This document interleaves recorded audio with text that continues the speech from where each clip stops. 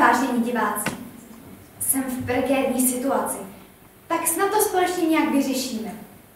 Totiž hledám rybinku. Vodní vílu. Ona je teď proměněná v rákosovou halus. Moment. Asi takovou, aby se dobře nesla. Protože když nebude do večera v rybníku, rozplyne se ve vodní páru. Víte? Neviděli jste ji někde? V Hrachovém poli. Cože?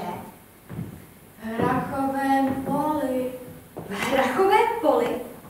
No, jak myslíte? Kde pak, pánové, kde pak?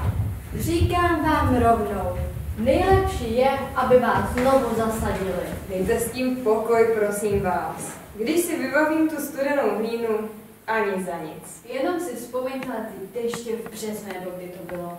To máte zadělané revma 1, 2. Jistě, kolega má pravdu. 1, 2. To radši, aby vás dali do pyre. Moje řeč, kamaráde. Co je to?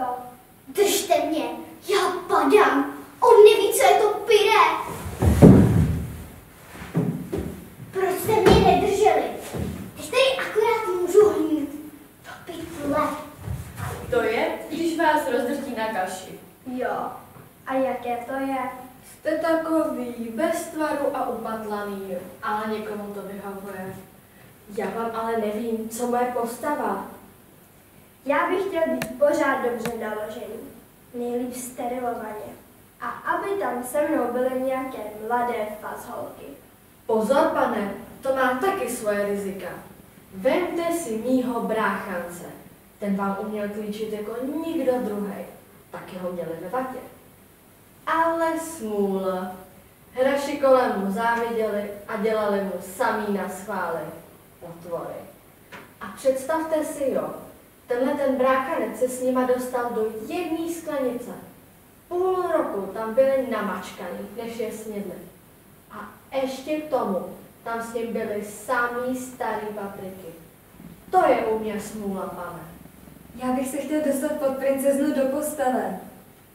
No, ona by na mě ležela. Já bych jí tlačil do zád. A tak. A podle mě by se poznalo, že je doopravdická. Večer klepe na dveře. Spí už, hrášku, spí, na nic nemysli, vyspinky se do růžova, Do zelená. abys byl dobrý. A hraši upadají do spánku. No prosím, večer za dveřmi a bílá rybinka se za chvíli rozplyne. Tak to jsem v pěkný kaši.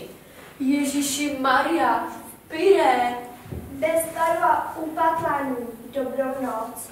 Hledá se rybinka, volám do dálky, snítečka rákosí jako 2 píďalky. Ticho, tady se vážně nedá spát. Jsem se leď a jsem zezelenal.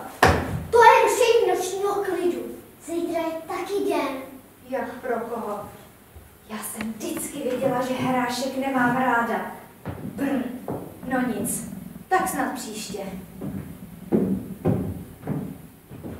Pokračování příště.